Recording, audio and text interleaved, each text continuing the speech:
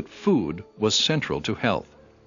He also began to realize that despite his best efforts to sell milk, it was culture that dictated what people ate. It started a corollary idea brewing in Carl's head about how much variance there was in diet from place to place, and consequently, how much nutrition must suffer.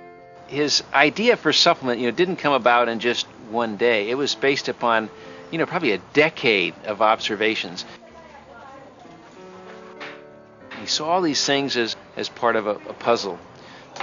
Another piece came when Carl visited an archaeological dig. There were indications that the Chinese from 2,000 years ago were large and very healthy. Their diet had been filled with whole grains and likely calcium. As he looked at the nearby residents, presumably the descendants, he saw that they were in rather poor health. He suspected that somehow their diet had changed over the years. Chinese medicine counted on the local herbalist to put the body back into balance, yin and yang. Modern Chinese do the same thing.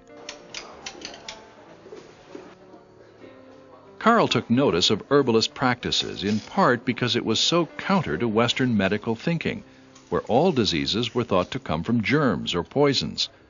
The Chinese ideas, by contrast, had to do with putting something back into the body that was missing from the diet. My father suddenly had an idea, and he said, aha, the Chinese kind of approach this with this herbal approach. He said, maybe there's really something to this. 1, 2, 3, 4, 5. How many? 10. 10 herbs. Yeah. Can she tell us what those 10 are? Yeah. 然后解釋下，呢應該嘢就係呢種啦。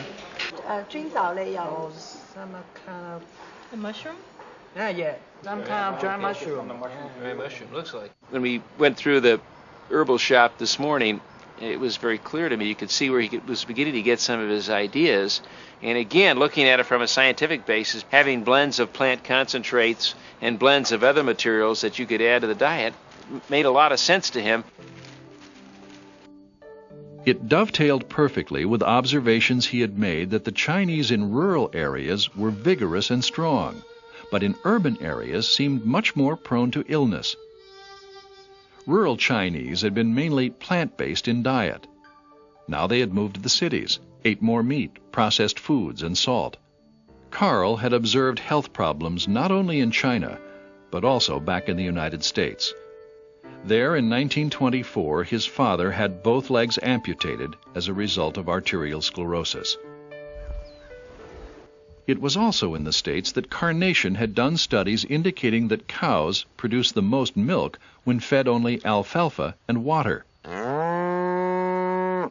Carl theorized that perhaps that plant was a pure form of health food, containing balanced nutrition.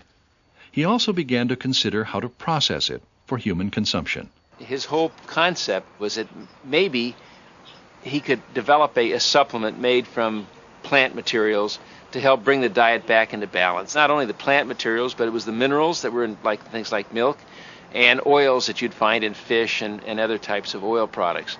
This was in the early 1920s, and Renborg was dipping into fairly uncharted waters. Even the word vitamin was new.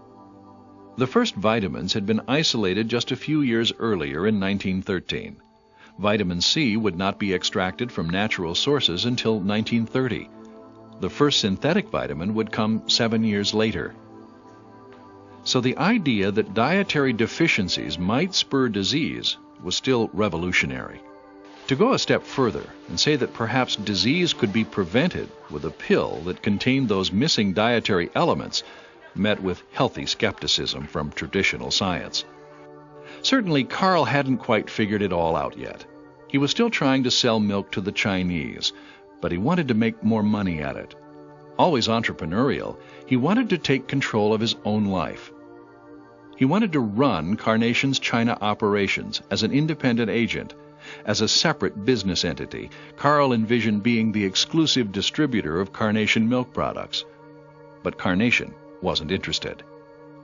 On furlough back in America, he visited New York and went to see a man named Harry Colgate, head of an innovative company that had introduced the first toothpaste in a tube.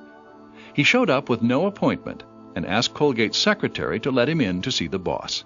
And the secretary said, "What about?" And he said, "China." And it so flustered the secretary that she went in and apparently told Mr. Colgate that there was a young man in the outer office who wanted to see him about China. And Mr. Colgate said, "Send him in." Karl Renborg got the job. He was now Colgate's sales rep for China. He was living well, but Shanghai was in turmoil. There was both criminal and political tension. The city was teeming with opium dens and prostitution centers. Local warlords battled to grab the huge profits from the illicit businesses. Politically, nationalist leaders were fighting the emerging Chinese Communist Party. In 1927, the nationalist general Chiang Kai-shek emerged as the dominant leader of Shanghai and fortified the city with barbed wire to keep out invading warlords and communists. A general strike ensued. Karl sent his wife and children back to America while he remained in Shanghai. Like other foreign businessmen, he joined the volunteer corps to protect the city from the warlords. But those who stayed were virtual prisoners in Shanghai, barbed wire restricting them to their little enclaves. Their regional offices were looted. Many lost everything. Karl was one of them. But of more immediate importance was survival. Food was tremendously difficult to come by. He and his colleagues were becoming malnourished. Karl saw it as a perfect opportunity to test his idea of a food supplement. He began to come down in the area here and just whatever green leafy stuff he could find, and apparently others Chinese were doing this too. And then he made his little soups and gruels. And now somewhere near here they did have some animals, and he would get some ground up animal bones and he'd grind those up and put them into his soup. He used to tell people that a lot of them didn't like it because it was kind of gritty because he couldn't grind the powder very fine. Karl's soup was a nasty concoction. He even boiled rusty nails in it for iron. But Karl saw that his friends who could stomach it fared considerably better than those who couldn't. He ate it himself. He would also feed whoever would listen to him and try it. The Chinese thought he was pretty interesting. They kind of liked his thought process. The expatriates, the foreigners, thought my father was a screwball. The soup experiment was fresh on Karl's mind when he was finally able to board a freighter out of China. The voyage gave him time to reflect on his Asian experience, the Chinese philosophy of diet, and its direct effect on health. He realized that while he had lost everything in Shanghai, he had been given the idea of a lifetime. Karl became more convinced than ever that he could create a food supplement that could make people feel better and live a healthier, balanced lifestyle. In turn, that would leave them better able to fend off disease and illness. He was determined to create it. He didn't know how long it would take him. He didn't know what it would be. He didn't know if it would be a tablet, a wafer, a powder, or what have you, but it would prevent much of the nutritional problems that he saw in the world. Those were lofty plans for Karl when he landed in California in 1927.